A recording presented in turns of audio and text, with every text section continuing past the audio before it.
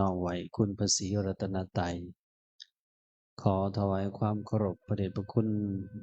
พ่อทานใหญ่สมบูรณ์สิริปัญโญพระเดชพระคุณพ่อทานดำรง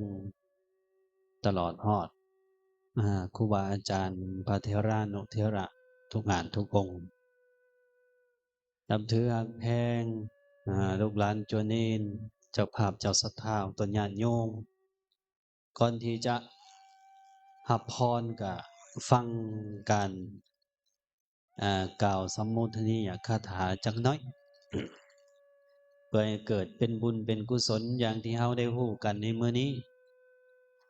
ว่าพวกเฮาได้มาร่วมกันเฮ็ดหรือว่าทอดบุญกฐินสามัคคีซึ่งบุญตัวนี้มันจะพิเศษ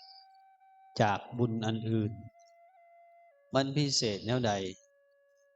มันพิเศษที่พระสงฆ์ก็ได้บุญออกตนญาติโยมก็ได้บุญในเหตุ12ที่ยักษ์คู่ได้บุญนำเต็มมีอยู่พวกเพียงแต่2เหตุเท่านั้นได้ออกตนญาติโยมเฮาเหตุที่จัดว่าเป็นเหตุของยักษ์คู่กับเหตุของออกตนญาติโยมเฮ็ดรวมกันในเหตุ12มี2เหตุที่เห็นกันคักๆเหตุที่1คือเหตุเดือน1เหตุบุญเข้ากรรมนี่ก็เป็นเวียกของยักษ์คู่กับออกตนญาติโยมมาเสริมเอาบุญนำที่พระสงฆ์องค์เจ้าเพิ่นอยู่ปริวาสกรรมหรือประวุฒิหรือประพฤติวุฒิฐานะวิถีนะนี่อันนั้นก็เป็นเวียกเป็นบุญที่ยักษ์คู่ได้บุญได้แล้วก็ฮีดตัวที่2ก็คือฮีดบุญกฐินนี่บุญกฐินก็เป็นฮีดที่ยักษ์คู่จะต้องได้หักษาจะว่าในเหตุ12นี้บุญกฐินจึงเป็นบุญที่พระสงฆ์ได้รักษาพระวินัยนำของตนญาติโยมก็ถือโอกาสนี้มาสุขโยพระสงฆ์ให้ได้เฮ็ดกฐินนี่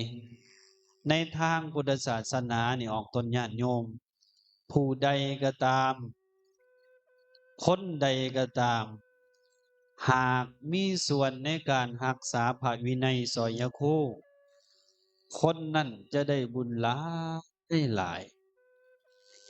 ถ้าเฮามาเฮ็ดนี่รักษาพระวินัยสอยคู่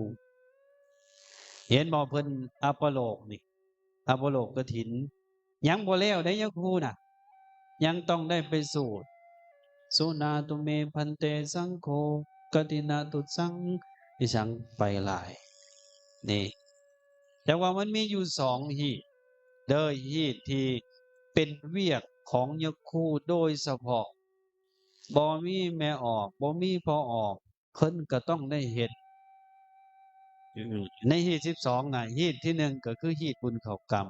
ซึ่งวัดป่าพิลาวงศ์เพิ่นเฮ็ดติดต่อกันมา2ปีเพิ่นบ่ได้เฮ็ดแต่ปีก่อนอันนั้นน่ะหีตตัวที่1หีตตัวที่2ก็คือหีตกฐิน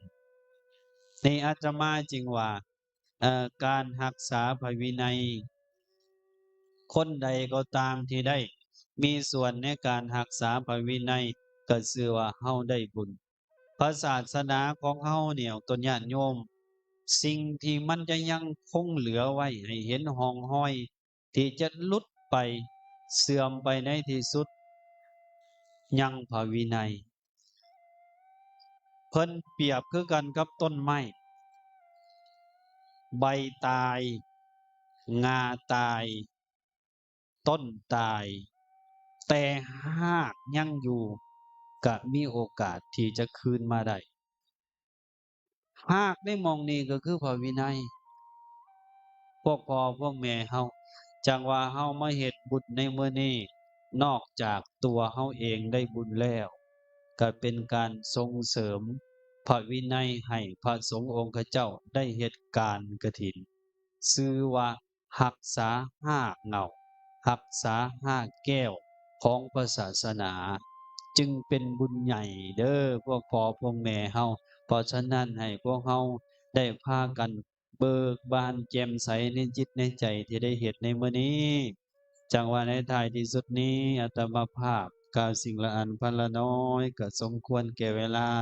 ในท้ายสุดนี้ก็ขออ้างเอาคุณพระศรีรัตนตรัยคุณศีลคุณธรรมคุณงามความดีทั้งหลายจงมาปกป้องคุ้มครองพวกเราให้อยู่ดีมีแรง สุขภาพเข้มแข็งหายทุกข์หายโศกหายโรคหายภัยสมความมุ่งมั่นปรารถนาในสิ่งที่ชอบประกอบด้วยธรรมกันเบิดทุกอาจทุกองค์ทุกผู้ทุกคนด้วยเถิด